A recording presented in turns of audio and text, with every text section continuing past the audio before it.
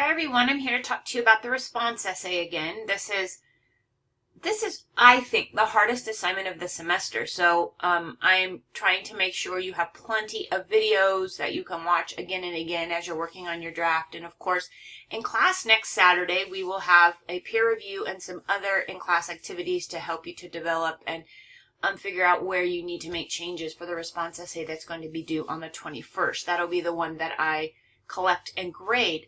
So we went over quite a bit in a short amount of time in class today, and I just want to clarify a few things, and then I'm just remembering I forgot to open a file, so I have to remember to go open that file to share with you a thesis statement. No, I think I can write it on the fly, so I'm just talking out loud, sorry. So let's talk about the outline again. I very quickly want to go through, for people who were absent from class today, to remind yourself that we looked at the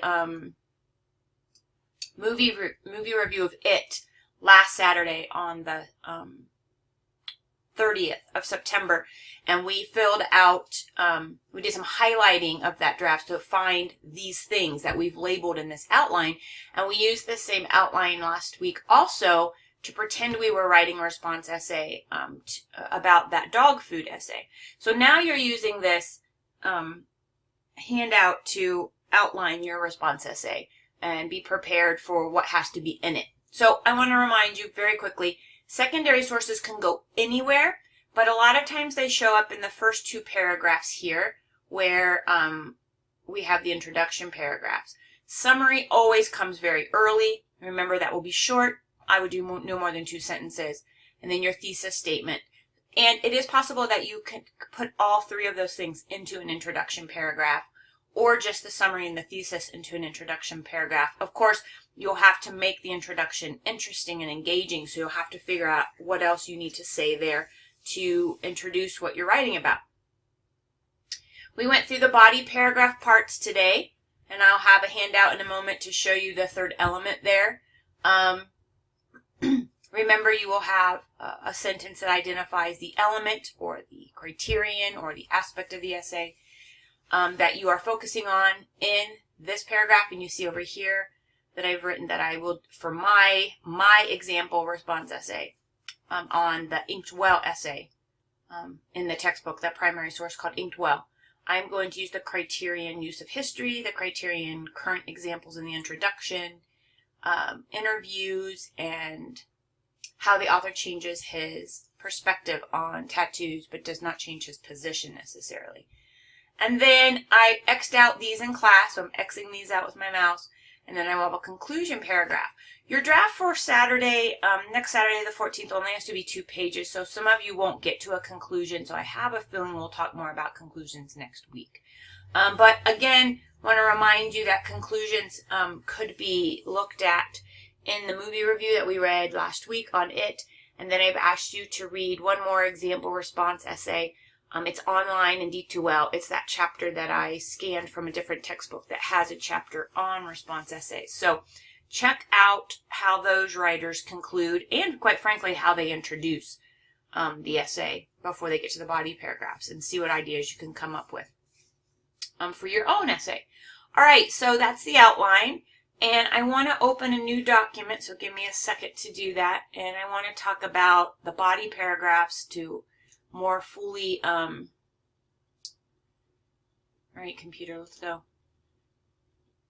It's thinking, hold on. Not really thinking, though. There we go. All right, so, oh,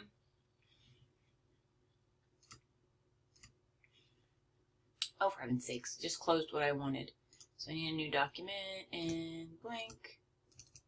All right, so I'm going to talk to you about body paragraphs. Let me just get my font a little bit bigger.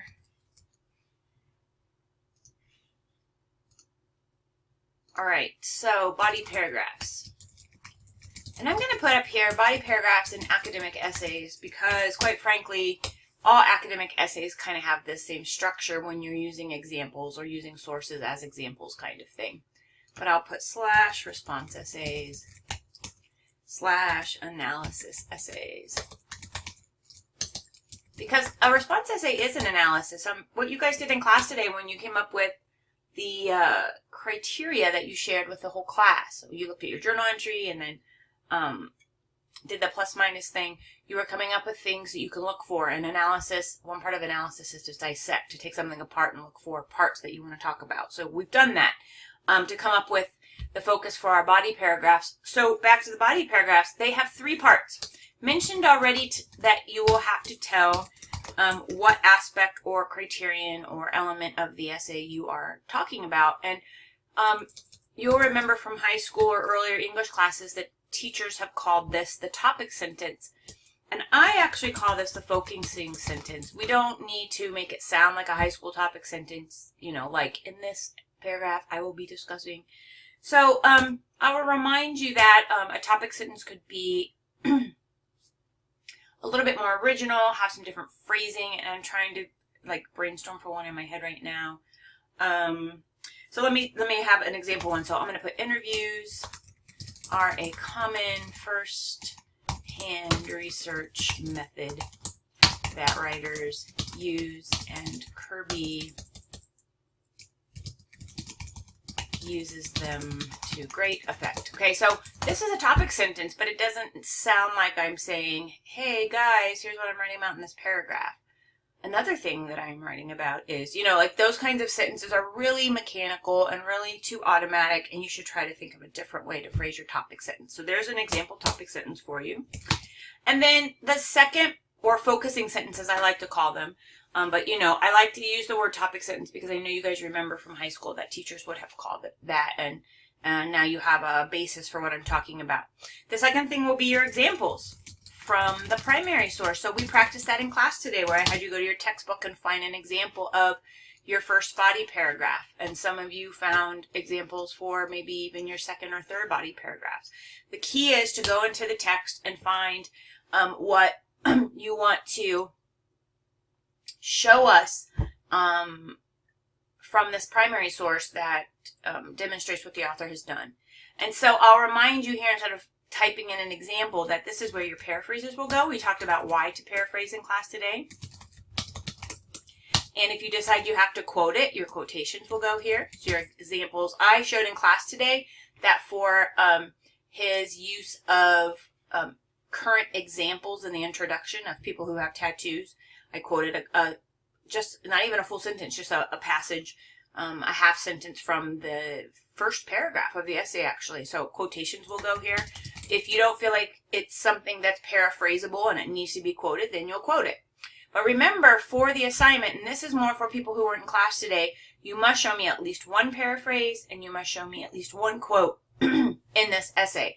And probably are going to end up showing me one or more of each of those because you have a secondary source required and you're going to need examples in each of your body paragraphs. My guess is that most of you will have 2 to 3 body paragraphs. So when I asked you to fill out 4 in class today, you might find that you'll eliminate one of them. And if you're really tied to the 4th one, I guess you'll keep it. The third thing that has to go in a body paragraph is then your follow-up or your explanation, sorry, I'm mistyping, of the example. And I'm going to ask a question here. What do you see in the example that you need your readers to know about? Okay, so you answer this question about each of the examples, whether it's in paraphrased form or quoted form. And I'll point out that the movie review on It does do this. If you go back to our highlighted copy to see where he pulled the examples, and then he usually had maybe a little sentence at the end of the paragraph, or he wove together the examples and his explanation of the examples together, because he's such a good writer. He writes for the New York Times, for heaven's sakes, that he's able to do the examples, part 2 in my handout here, and part 3 all together. So you can do that as well, but if you can't manage to weave all of that together, then you're going to have a sentence or 2 to follow up with the examples to tell us what you see in those examples. So those are the 3 parts that will be in each body paragraph. Okay, I'm not talking about paragraph 1 and 2. Those are introduction paragraphs. I'm talking about paragraph 3, 4, and 5, and probably paragraph 6 if you decide to go with your 4th criterion. All right, and so want to point out very quickly also that If you decide your introduction is 1 paragraph and you go with 3 body paragraphs and a conclusion, then you're writing that silly 5-paragraph essay formula. But as you know, the response essay is very formulaic. I said it in the homework. Formulaic means it follows a set pattern, a set structure.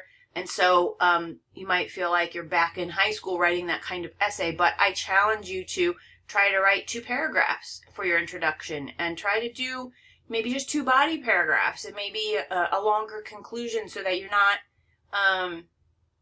following the 5-paragraph essay the same way you did it in high school, where an introduction paragraph can only be 1 paragraph, because we know that that's not true now. And that conclusion paragraph can only be 1, and the body is always 3. That's not true. We can change the number of paragraphs per section, intro, body, conclusion, as we need. But we are going to follow this this basic structure in each of the body paragraphs to discuss the things that you saw in the source. All right, and last but not least, the thesis statement. You guys know I call it the statement of purpose. And I want to talk to you right now about the fact that I've made you focus on your body paragraphs before we wrote the thesis statement, and that was intentional. I don't find that it's very easy for most learning writers to know right at the beginning of their writing process exactly what their thesis is. And also today in class, you saw that I explained to you your response is either evaluative, argumentative, interpretive, or a combination of all of those. So you have to figure out a way to write a thesis statement that would support a response that's in 2 of those different kinds of categories, right? So I'm going to write a rough draft thesis statement right now based on, I'm looking over here at my body paragraphs. I know what I'm writing about. I've found my examples. And I'm going to write a rough draft thesis statement of purpose right now. And I'm going to start with one that I know is on the weak side because I don't want to put too much pressure on myself and I have to start with something. So I'm going to put something like David Kirby's writing is effective, and I'm thinking a different word, so I'm just going to type it in parentheses to help myself. Inspirational, because of the methods he uses to change his own point of view. All right, so that's not such a bad one. I think I don't like this word. I'm going to probably go with something more like that. And I think I'm going to be more specific about what methods he's using. I'm not going to list these out. That's too mechanical. I'm going to try to think of a way to somehow classify his methods and come up with a better thesis statement. But see, I started with something. This actually is a pretty average, I'd say it's like kind of C+, B- kind of thesis. Do I know what I'm writing about? Yes. Do I know what my opinion is? Yes. That's the point of your statement of purpose in this essay, that you have to express your overall opinion of the writing that you are responding to in this primary source.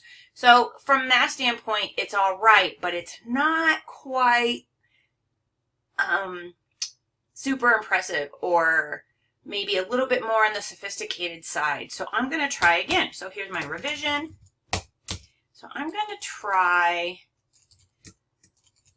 the writing David Kirby does in his essay on tattoos borders on the poetic, as he uses inspirational, what do I want to say here? May I rephrase. He uses methods to gather information on from I'm going to rephrase. Borders on the poetic. I'm going to put because he explores his topic through means that will inspire him and his readers. All right, I still don't know that I'm all the way satisfied with this. You guys just saw me kind of struggling with my own writing process. How do I get a thesis down that I really like? But here's what I like about my revision, my revised statement of purpose.